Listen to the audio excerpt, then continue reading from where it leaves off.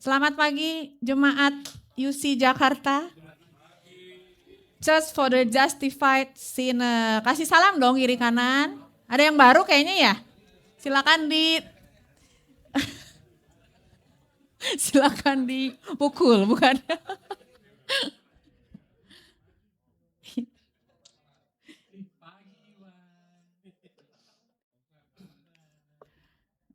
Kalau bahasa Gen Alpha, jemaat skibidi yang ris gitu ya. Yang tahu-tahu aja, yang baby boomer diam aja lah. Justified Sinner. Senang banget bisa ada di sini setelah minggu kemarin kita jalan-jalan ya. Enggak pelayanan. Jadi ya jalan-jalan juga nggak apa-apa lah ya.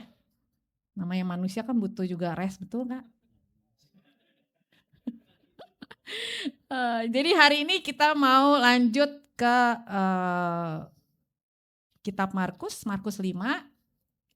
Kita buka handphone sendiri saudara atau ada ayatnya sih. Baca bareng ya, selang-seling sama saya ya. Markus 5.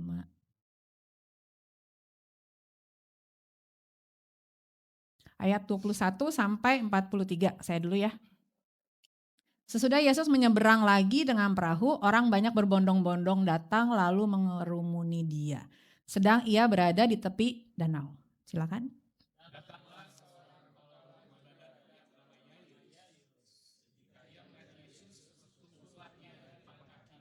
Dan memohon dengan sangat kepadanya, anakku perempuan sedang sakit hampir mati, datanglah kiranya dan letakkanlah tanganmu atasnya supaya ia selamat dan tetap hidup.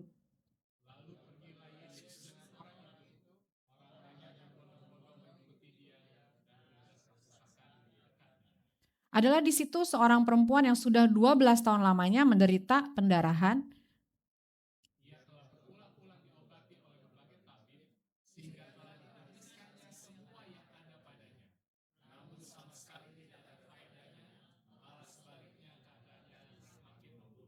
Dia sudah mendengar berita-berita tentang Yesus, maka di tengah-tengah orang banyak itu ia mendekati Yesus dari belakang dan menjamah jubahnya.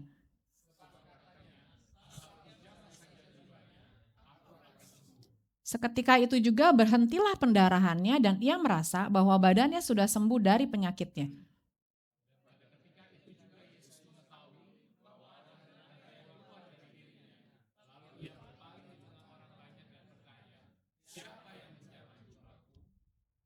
Murid-muridnya menjawab, engkau melihat bagaimana orang-orang ini berdesak-desakan dekatmu dan engkau bertanya siapa yang menjamah aku?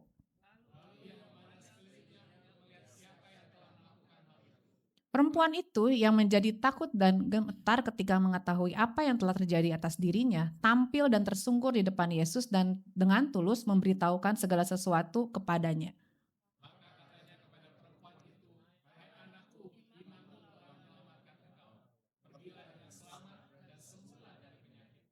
Ketika Yesus masih berbicara, datanglah orang dari keluarga kepala rumah ibadat itu dan berkata, anakmu sudah mati, apa perlunya lagi engkau menyusah-nyusahkan guru?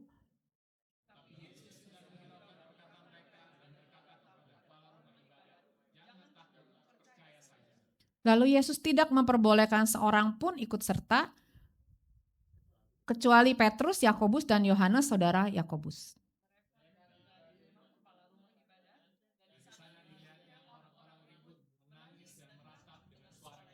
Sesudah ia masuk, ia berkata kepada orang-orang itu, mengapa kamu ribut dan menangis? Anak ini tidak mati tetapi tidur.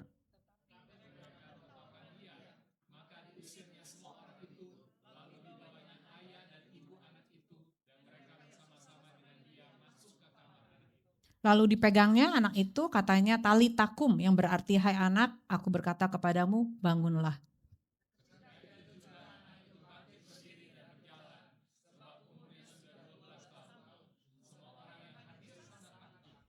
Dengan sangat ia berpesan kepada mereka supaya jangan seorang pun mengetahui hal itu, lalu ia menyuruh mereka memberi anak itu makan. Amin. Capek? Sengaja saya suruh kalian baca biar gak ngantuk ya. Masih pagi kan ya? Yang baru clubbing tadi malam mungkin ya. Jadi kita lihat ya cerita di sini. Berapa orang yang udah pernah tahu tentang cerita ini? Banyak gitu.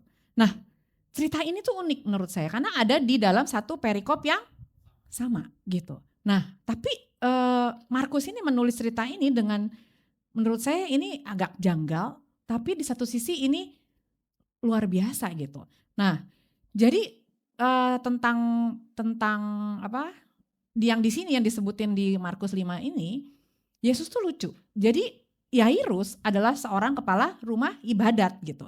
Nah, Yairus tuh minta Yesus untuk menyembuhkan anaknya yang sakit di rumahnya dengan segera. Karena anaknya hampir mati. Berarti ini keadaan yang sangat urgent gitu kan. Bayangkan kita orang yang krisis, terus kita minta tolong kepada Yesus gitu.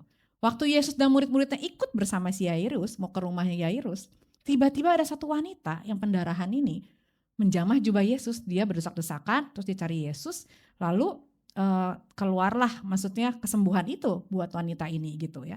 Nah, yang lucunya waktu wanita ini disembuhkan, Yesus tuh takes time loh di situ. Dia diam dulu, terus dia ajak wanita ini berbincang-bincang sama dia, padahal ini adalah waktu yang urgent gitu. Nah, kita kan sering berpikir gini, piye toh Tuhan nih, iya kan? Maksudnya gini, loh ini kan lagi butuh banget. Kita kan sering gitu ya. Mungkin yang punya utang di sini pasti pusing ya. Kalau lagi utangnya udah mulai pay letternya udah mulai nagih mungkin ya. Atau mungkin utang-utang yang lainnya gitu. Kita kan sering kan pusing. Gimana Tuhan bayarnya? Gimana Tuhan bayar tuh? Tapi kalau misalnya Tuhan bilang, aku gak mau bayarin dulu gitu. Kan kesel kan ya. Ya sama dengan Yairus. Jadi waktu Yairus tuh melihat Yesus mendekati wanita itu, malah diajak berbincang-bincang, dia takes time loh. Makanya dia bilang, siapa yang jamah jubah aku gitu kan. Terus udah gitu dia tanya juga, apakah Yesus sebenarnya nggak tahu wanita itu yang menjamah jubahnya. Di sini kan dia bilang siapa? Kenapa Yesus kok kayak seakan-akan bukan Tuhan gitu ya, harus nanya siapa gitu kan. Padahal waktu di situ saya yakin dia kan Tuhan, dia tahu siapa yang jamah dia gitu. Tapi Yesus tuh di situ tidak terburu-buru loh. Untuk apa ya? Untuk menyatakan kasihnya dan lain-lain. Gak kayak kita. Kita pengen segala sesuatu serba instan. Kalau kita lagi gak punya uang, pengen cepet-cepet dibayarin, bener?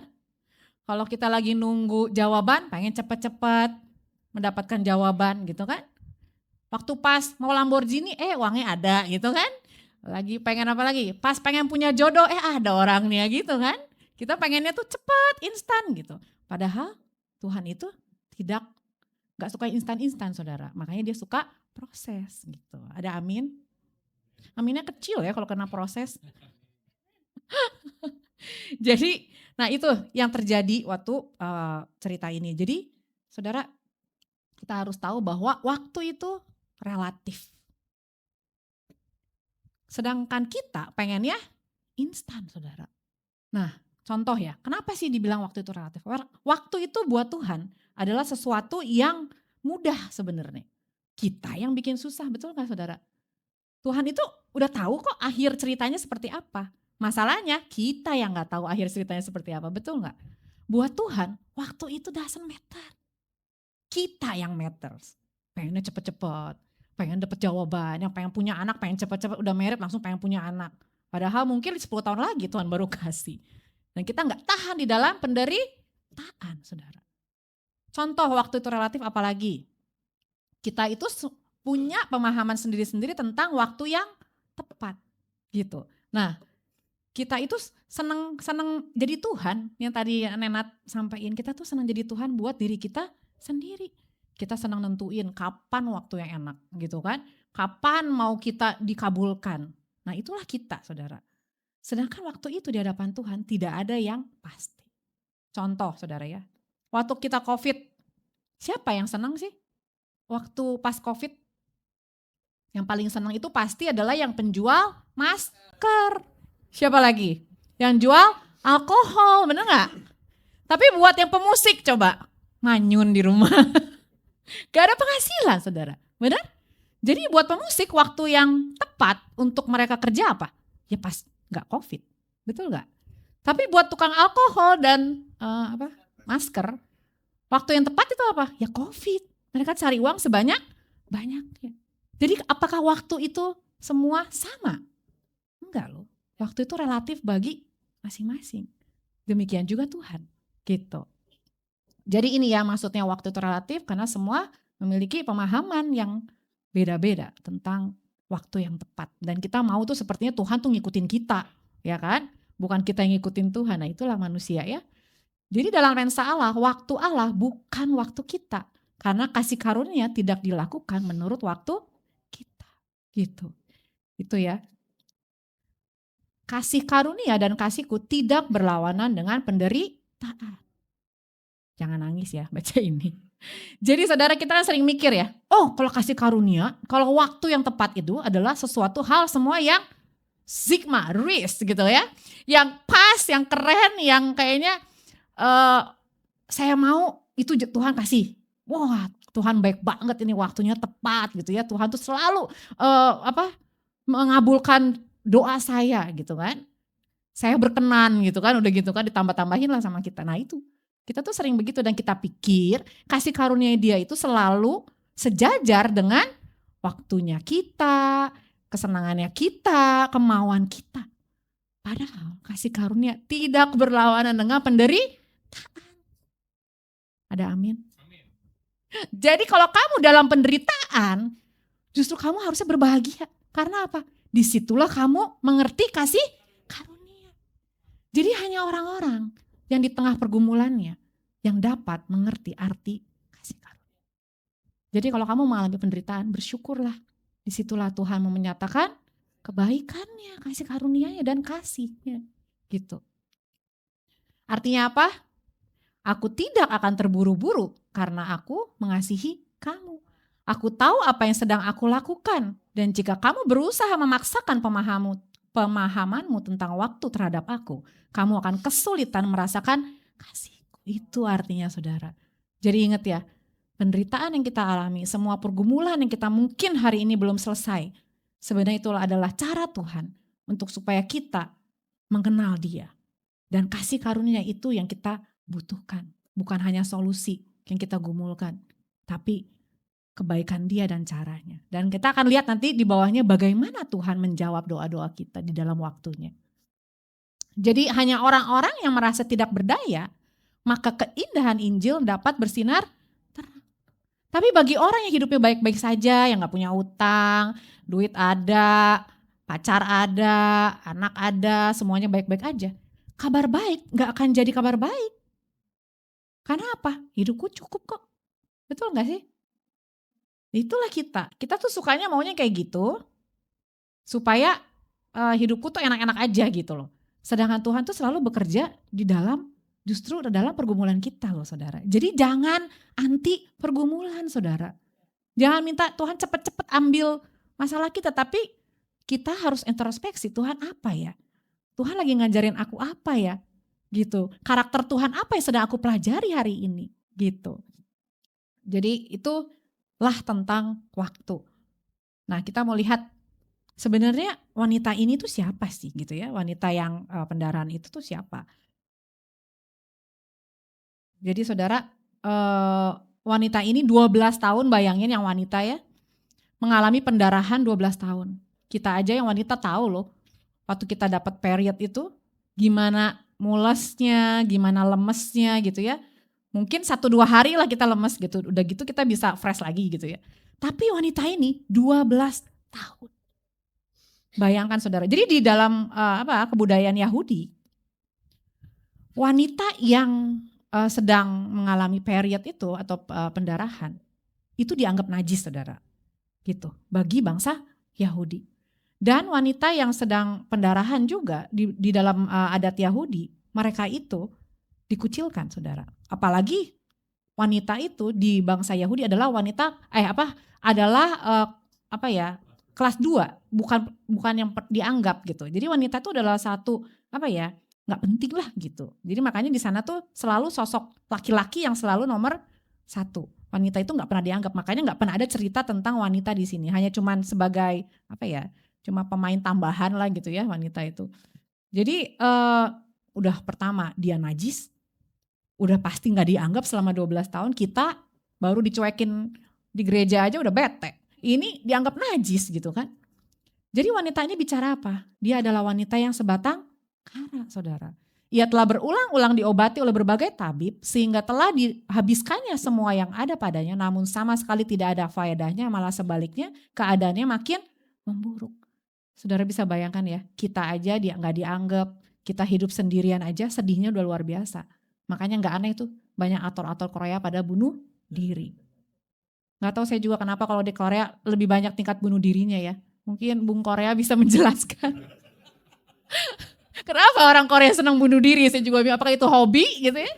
Saya juga nggak tahu. Tapi kenapa? Bentar-bentar. Padahal kalau secara manusia kita lihat mereka ya, ini aktor ganteng-ganteng, aktris ganteng-ganteng. Kenapa bunuh diri terus? Iya cantik-cantik ya, ganteng ya. Nah sedangkan di Indonesia nggak takut mati kalau gitu ya.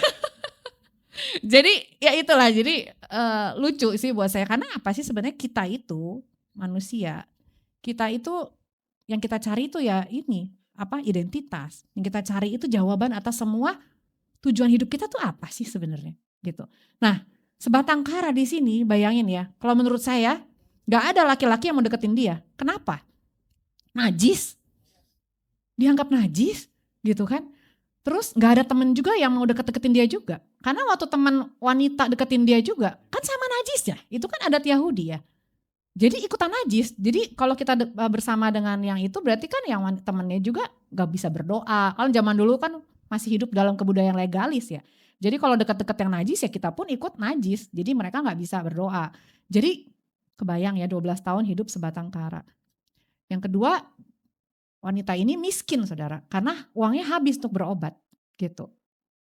Dan juga najis dalam imamat 5, jika seorang najis maka apapun yang disentuhnya menjadi najis yang tadi saya ceritain. Lalu kaum kelas 2 yang tidak diperhitungkan dan juga penyakitnya tidak kunjung sembuh. Artinya, tidak kunjung sembuh kalau di dalam budaya Yahudi waktu itu artinya orang ini dikutuk Allah. Jadi orang berpikir kalau orang ini sakit gak sembuh-sembuh, wah jangan-jangan Tuhan gak berkenan kepadanya. Karena budaya orang Yahudi itu sangat legalis. Sangat, kalau kamu gini berarti kamu gini, kalau kamu A berarti kamu kurang berkenan, kalau kamu ngadepin utang berarti kamu tuh dikutuk Allah, jadi gitu. Jadi buat masyarakat di sana, kalau orang gak sembuh-sembuh berarti ini najisnya udah pol gitu. Jadi dikutuk Allah, itu yang terjadi pada wanita ini. Jadi wanita ini adalah wanita yang sendirian, dikucilkan, tertolak, dan diasingkan. Nah, waktu dia tahu Yesus itu ada, gitu ya, dia langsung cepet-cepet cari Yesus. Padahal di sana tuh Yesus lagi dikerumuni oleh banyak banget orang, gak cuman 1-2 orang, tapi ribuan orang mengerumuni dia. Bagaimana wanita ini berpikir dia mau cari Yesus, dia berdesak-desakan sampai nyusup senggol sana senggol sini untuk mencapai Yesus gitu. Nah, wanita ini kalau diceritain tadi, asalku jamah jubahnya, maka aku akan sembuh. Jadi kata-kata yang di sini ini bukan artinya dia beriman, saudara, sama Yesus. Tapi artinya apa? Dia ini percaya sama tahayul, bahwa asalku jamah aja, maka aku akan sembuh. Dan dia pikir kuasanya Tuhan bisa diatur oleh dia. Jadi bukan karena imannya loh saudara. Meskipun nanti ada setelah kata-kata ini ada tulisan iman. Tapi sebenarnya yang terjadi bagaimana orang yang frustrasi, yang gak ada solusi dalam hidupnya, yang udah depresi 12 tahun, datang kepada Yesus cuma cari Yesusnya, gak minta kesembuhan, mungkin gak? Bayangin kita lagi di titik-titik frustrasi, pengen cari Yesus, pengen apa saudara? Pasti pengen disembuhkan. Fokusnya apa? Apakah Yesus jadi fokusnya? Enggak loh saudara. Ternyata waktu saya baca cerita-cerita tentang ayat ini, wanita ini tuh ternyata di sana tuh ada budaya tahayul di budaya Yahudi. Mereka percaya akan tahayul-tahayul yang sering orang Yahudi itu banyak cerita lah di sana tentang tahayul-tahayul. Jadi dia percaya asalku sentuh saja itu artinya bukan karena dia beriman kepada Yesus, tetapi dia percaya kalau dia sentuh maka dia akan sembuh. Beda ya gitu. Nah jadi wanita ini fokus pada Yesus atau pada kesembuhan? Kesembuhan. Jadi dia yang tadi seperti Nenat bagikan, dia pengen sembuhnya, dia bukan pengen Yesusnya saudara gitu. Nah satu hal lagi yang saya pikir ya, ini cewek gila juga ya, dia pengen menjamah Yesus padahal dia gak tahu. Waktu dia menjamah Yesus apa yang terjadi? Yesus jadi najis gitu. Dia nggak tahu kalau dia, kan itu budaya mereka percaya kayak gitu. Begitu orang ini menyentuh seseorang maka orangnya jadi najis. Tapi dia nggak peduli tuh. Makanya saya bilang kalau fokus kepada Yesus nggak mungkin dia mau pegang Yesus, betul nggak? Tapi dia fokusnya bukan pada Yesus. Memang dia pengen sembuh. Dia nggak peduli kok sama Yesus sebenarnya. Makanya dia mau menajiskan Yesus. Tapi apakah Yesus bisa najis di situ? Nanti kita lihat ya. Jadi waktu dia pegang itu sebenarnya waktu kuasa kesembuhan itu dia terima, ada terasa ada kuasa yang mengalir, Yesus tahu sebenarnya. Tanpa tanpa dia tanya pun dia tahu kok ada wanita yang akan datang menjamah dia. Orang dia Tuhan, Saudara. Betul gak sih? Jadi makanya kenapa terus dia tanya, siapa yang menyentuh aku gitu. Jadi Yesus itu sebenarnya waktu dia ngomong gitu dan dia tanya cari wanita itu, siapa yang menyentuh aku? Sebenarnya Yesus sedang meresikokan hidupnya loh di hadapan orang-orang Yahudi zaman itu. Karena apa? Itu wanita itu saya rasa ya di kota itu pasti orang tahu kok wanita ini sakit. Tapi kalau Yesus ngomong dia cari wanita itu, tandanya apa? Dia sedang meresikokan hidupnya di depan semua orang-orang Yahudi bahwa aku jadi najis karena wanita itu. Betul gak saudara? Tapi dia gak pusing. Dia tetap cari siapa yang menjamah aku. Dan lalu wanita itu menceritakan semua ceritanya. Wanita itu ketakutan karena dia tahu dia salah. Dia pegang Yesus, Yesus jadi najis kan. Tapi Yesus gak takut tuh. Dia panggil siapa? Waktu wanita itu datang dan dia menceritakannya. Kenapa masalahnya Yesus panggil wanita itu? Itu yang jadi pertanyaan kita. Kalau Yesus meresikokan semua dirinya jadi najis. Kenapa kok Yesus malah sengaja panggil di depan semua orang? Tuh. Kita lihat. Nah, kenapa Yesus melakukan itu? Karena wanita ini membutuhkan itu tanpa disadari.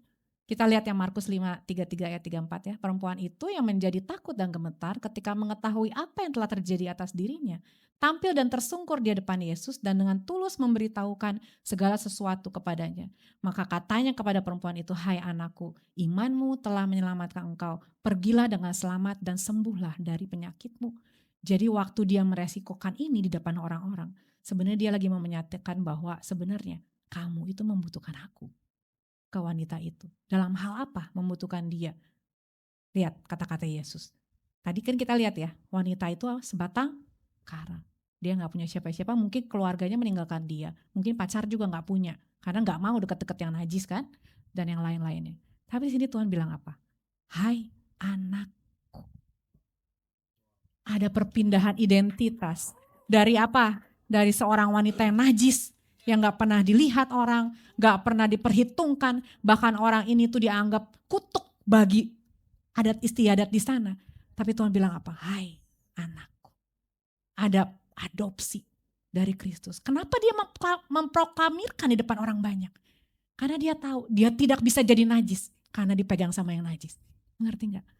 Justru lewat dia mendeklarasikan itu, orang yang najis malah jadi tahir. Itulah Tuhan kita saudara. Ada hai anakku, lalu dia bilang apa? Imanmu telah menyelamatkan engkau. Yang tadi Nenat sudah jelasin. Iman di sini bukan seberapa besar wanita ini percaya kepada Yesus, orang dia fokusnya kesembuhan. Gitu kan?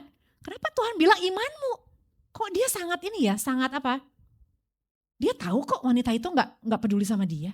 Tapi dia memberikan imannya Yesus kepada wanita itu.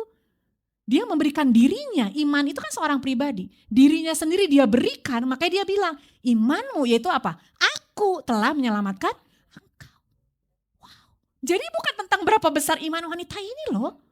Tapi tentang apa? Tentang pribadi yang memberikan hidupnya buat wanita ini. Sehingga dia menjadi anak. Waktu saya tahu ini, saya nangis loh. Saya baca cerita ini aja saya ikut dikalibrasi. Wah Tuhan, kok Tuhan sedetail itu, serahasia itu, sebesar itu rahasia Kristus di dalam cerita ini gitu. Dan saya bilang, Tuhan kok kamu pikirin hal-hal yang kalau kita pikir ya, kita gak butuh itu kok, kita cuma butuh kesembuhan, betul? Tapi Tuhan tahu wanita ini membutuhkan bukan hanya kesembuhan, tapi apa? Keselamatan dan pemulihan akan segala sesuatu, status, dan semua hal gitu. Yesus mengoreksi wanita itu bahwa imanmu yang menyembuhkanmu. Artinya kamu sudah berada dalam relasi yang mengubah hidup bersama aku. Wow, ini yang sebenarnya kenapa Tuhan panggil wanita itu dan dia pengen wanita itu datang dan dia ceritakan dan Tuhan mendeklarasikan ada perubahan status dalam hidup wanita itu. Luar biasa ya. Jadi apa saudara? Dalam pergumulan kita hari ini saudara, Tuhan gak cuma memberi solusi atas hidup kita, tapi dia jauh memberi lebih daripada sekedar solusi hidup kita saudara. Jadi kita gak perlu takut, cuma masalahnya kita gak tahu waktunya kapan saudara. Dan itu hanya Tuhan yang tahu saudara. Nah ini yang, jadi itu ya tadi ya. Ini baru tentang wanita yang tadi. Bagaimana dengan anaknya Yairus yang si Yairus lagi kesal. Orang lagi pengen anaknya urgent disembuhkan kok ini malah Yesus malah peduli sama wanita itu gitu kan. Nah saudara, waktu wanita itu sudah selesai, dia mendeklarasikan, saudara tahu nggak cerita ini saudara, kenapa dia pengen ngomong anakku, imanmu telah menyembuhkanmu, dia bilang apa tadi? Kata-kata terakhirnya itu Yesus bilang, tadi ya, sebentar. Nah, pergilah dengan selamat dan sembuhlah dari penyakitmu. Kita pikir cuma sampai situ ya. Waktu kita telaah lagi saudara, saya baca literatur lain, saya cari ini apa sih maksud pergilah dengan selamat dan sembuhlah dari penyakit. Apa maksudnya? Ternyata saudara, Tuhan itu gak cuma nyembuhin tadi saya bilang ya, gak cuma mengubah status, gak cuma mendeklarasikan imannya menyelamatkan engkau, tapi dia bilang apa? Dia menggantikan dirinya menjadi imam besar buat wanita itu. Apa maksudnya? Pergilah dengan selamat dan sembuhlah dari penyakitmu. Jadi gini saudara, jadi kalau zaman itu di adat Yahudi itu, kalau kita sudah sembuh, apalagi yang najis gini ya, kita tuh harus melaporkan diri kita, report kepada imam di adat itu. Jadi waktu kita sudah sembuh kita kasih tahu, karena gini kita udah gak najis kan. Jadi biar orang-orang seluruh bangsa itu tahu bahwa orang-orang bisa menerima kita gitu. Jadi waktu Tuhan bilang pergilah dengan selamat dan sembuhlah dari penyakitmu, dia sedang menggantikan imam-imam yang ada di sana. Dia menjadi imam bagi kita. Jadi apa yang dia lakukan? Jadi di adat bangsa Yahudi itu, kalau kita pergi kepada imam, apa yang harus imam lakukan kepada orang yang najis? Ada dua hal saudara. Orang yang najis itu harus membawa kurban penghapus dosa, yang kedua adalah kurban bakaran. Jadi ada dua kurban baru imam itu bisa menyatakan bahwa dosamu telah dihapus gitu. Nah tapi Yesus di sini, dia gak suruh orang itu bawa korban loh. Dia gak suruh wanita itu bawa korban. Nah setelah lakukan dua ritual itu, setelah selesai maka imam membawa kepada altar, berdoa kepada Tuhan minta penghapus dosa untuk orang ini gitu. Nah terus setelah itu imam itu akan mendeklarasikan bahwa orang ini telah tahir dan telah dihapus dosanya. Nah jadi Yesus sebenarnya waktu dia ngomong pergilah dengan selamat dan sembuhlah dari penyakitmu, dia mau bilang akulah imam besarmu. Jadi dialah yang bisa menghapus dosa. Dialah yang bisa menjadi korban bakaran bagi kita, bagi wanita ini. Jadi alih-alih dia gak perlu lagi pergi ke imam yang di sana. Tapi Yesus sendiri yang jadi korban penebus dosa. Kan wanita ini gak tahu kalau Yesus nanti akan disalib. Tapi Tuhan lagi menyatakan dirinya bahwa apa? Akulah yang jadi korbannya nanti. Makanya kamu pergi. Dia langsung deklarasi, pergilah dan sembutlah dari penyakitmu. Jadi itu tugas imam loh saudara. Setelah itu orang dihapus dosanya dan ini sebenarnya Yesus itu imam itu harusnya nanti mendeklarasikan kepada adat di sana bahwa wanita ini telah sembuh. Tapi Yesus gantiin semua pekerjaan imam-imam Yahudi ini dengan dia yang bilang pergilah dengan selamat dan sembuhlah dari penyakitmu. Karena sebenarnya yang menjadi korban penghapus dosa adalah dirinya sendiri. Lihat, dia melakukan jauh lebih banyak dari semua yang kita doakan, saudara. Nah, lalu bagaimana dengan Yairus? Tuh kan? Nah, Yairus di sini waktu kita baca di ayat yang tadi ya, waktu Yairus datang, waktu Yesus selesai ngomong sama wanita, tiba-tiba ada utusan dari keluarganya Yairus kan. Dia datang kepada Yesus, dia bilang kepada Yairus juga, udah gak perlu lagi, anakmu udah mati kok. Dibilang gitu kan, udah kamu gak usah Nggak usah nyusahin guru katanya gitu kan. Udah kamu nggak usah juga cepat-cepat udah terlambat gitu kan. Tapi Yesus bilang apa? Percaya aja, santai. Dianya santai. Orang-orang yang nggak santai gitu kan. Dianya sih santai banget. Percaya saja, dibilang gitu. Terus ya udah akhirnya Yesus melanjutkan perjalanannya. Tetapi di sana heboh. Waktu Yesus bilang, ayo kita lanjut perjalanan, di sana heboh. Orang-orang di sana tuh ngomongin Yesus gitu kan, bahkan mencemooh dia gitu kan. Bahkan siapa sih orang ini? Kok berani-beraninya masih santai, seakan-akan dia Tuhan gitu kan. Bahkan waktu di ayat yang tadi, bentar ya, baik ya. Di ayat yang tadi yang di atas kita baca ya, nanti baca di rumah aja detailnya. Waktu Yesus sampai di rumah Yairus, orang-orang di situ pun heboh. Ngapain guru datang? Terlambat udah gitu kan. Ngapain kamu datang ke sini? Sama Yesus, Yesus kesel kan. Yesus usir semua orang-orang yang di rumah Yairus untuk keluar dari kamarnya anak yang meninggal itu. Dikeluarin orang-orang yang diusirnya. Yang boleh masuk ke sana hanya murid-murid Yesus, yaitu Petrus, Yakobus, dan Yohanes yang boleh masuk. Ini mau bicara apa sih sama kita? Kita sering kan dalam pergumulan kita banyak suara-suara dari teman kita, mungkin dari keluarga kita. Banyak suara-suara yang bilang kamu sih begini, kamu sih begitu. Di tengah kita lagi down, banyak suara yang masuk ke dalam hati kita. Banyak suara yang mempengaruhi mood kita gitu. Nah, tapi apa yang dilakukan Yesus? Yesus usir semua keluar. Dia hanya dikelilingi sama murid-murid yang percaya kepadanya gitu. Nah, seringkali kita juga kan kayak gitu ya. Kalau kita lagi bergumul gitu. Nah, waktu dia masuk ke kamar Yairus,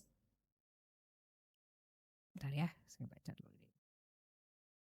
Jadi Yairus itu adalah seorang pemimpin agama, dia pemimpin sinagoge, memiliki kuasa dan kedudukan orang yang setia kepada Allah. Dan Yairus juga seorang bermoral, tokoh yang kaya dan terpandang dalam masyarakat. Jadi Yairus ini seseorang loh, bukan orang yang biasa gitu. Dia sampai tersungkur di hadapan Tuhan karena dia mengalami kefrustasian karena anaknya udah mau mati gitu. Bayangkan kecemasan Yesus dan kejengkelannya. Waktu pas Yesus seperti ini gitu ya. Masih gondok, nih Yesus bukan dari tadi gitu kan.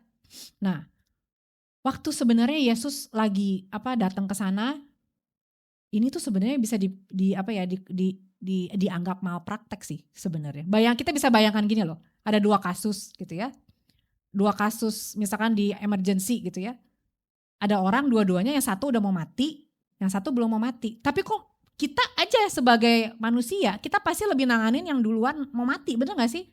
Daripada yang sakitnya biasa aja. Tapi Yesus kok sembuhinnya malah yang biasa dulu. Yang emergency gak dia cepet-cepet sembuhin. Ini sebenarnya kalau di dunia kita tuh gak bisa loh mengerti Tuhan. Betul gak sih? Berapa sering kali kita marah sama Tuhan. Seringkali kita kecewa sama Tuhan kan. Saya juga pernah kok ngalamin kayak gini di dalam pergumulan saya yang besar. Saya pikir kok saya harusnya layak disembuhkan dulu. Kenapa orang lain yang gak ngalamin masalah malah dapat breakthrough? Berapa sering sih kita juga hidupnya kayak gitu? Ya kan? Nah ini sebenarnya Tuhan itu sedang sepertinya seakan-akan sedang main-main gitu kan. Padahal sebenarnya Tuhan tuh gak main-main loh. Karena dia tahu kapan dia akan bangkitkan anak ini, saudara. Nah, waktu Yesus masuk, datang dan melihat anak itu, banyak orang-orang yang pada nungguin tuh, Yesus mau ngapain sih sebenarnya gitu ya.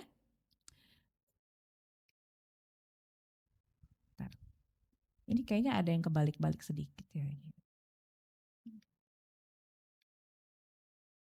Nah ini, sesudah Yesus menyeberang lagi dengan perahu, ini yang tadi ya, yang menunjukkan bahwa orang-orang tuh pada marah di situ dan dia usir semua.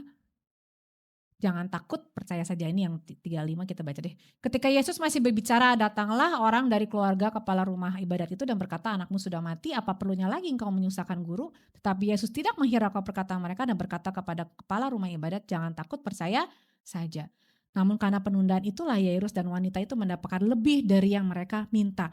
Jadi waktu Yesus masuk ke dalam rumahnya itu, dia menggunakan kata sebentar, ya, talitah kum waktu dia bertemu dengan anaknya.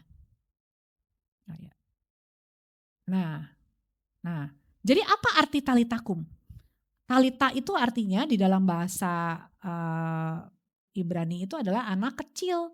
Dan Talita itu menunjukkan panggilan kesayangan atau kita panggil anak itu sayang gitu. Jadi ini adalah panggilan yang diberikan seorang ibu kepada anaknya gitu. Nah, waktu Yesus melihat anak itu, dia pegang tangannya, terus dia bilang, Talita kum gitu. Nah, kum itu apa? Artinya bangkit. Tapi bangkitnya bukan bangkit dari mati ya, artinya bukan bangkit dari mati, tapi bangkit untuk berdiri. Jadi Yesus mau ngomong apa di sini?